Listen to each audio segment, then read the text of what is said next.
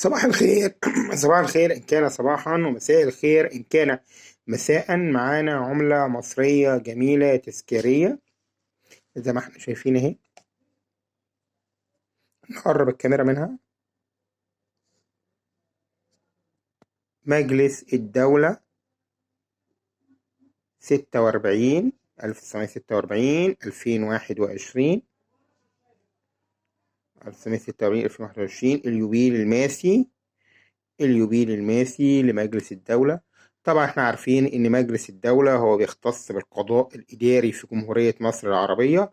حضرتك مثلا لما تكون محتاج ترفع دعوة على قرار أصدره المحافظ أو قرار أصدره رئيس الحي أو قرار أصدره حتى رئيس الجمهورية، أو بترجع مثلا أنت متأخر في ترقية، متأخر في حاجة، يعني في خلاف بينك ومن جهة إدارية، بينك وبين إدارية من جهة الدولة، ده بيعتبر قرار إداري حضرتك بتطعن عليه في القضاء الإداري وبيفصل فيه مجلس الدولة، لأن هو ده اللي مختص بالقضاء الإداري في مصر. فلما بيحصل مشكلة بينك وبين الدولة في أي قرار صدر أنت حاسس إن أنت مظلوم فيه، حضرتك بترفع دعوة قدام مجلس الدولة، ومجلس الدولة والقضاء الإداري هو اللي بينصف.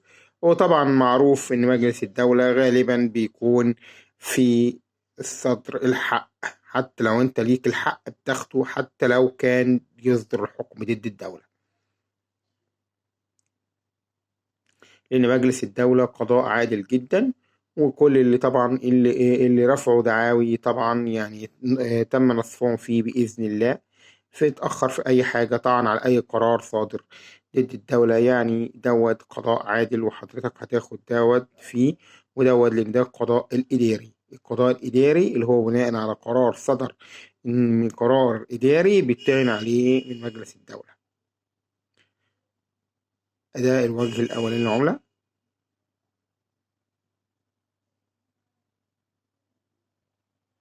العملة زي ما احنا شايفين صدرت سنة 2021 1443 هجرية، مكتوب جمهورية مصر العربية بالخط القوفي.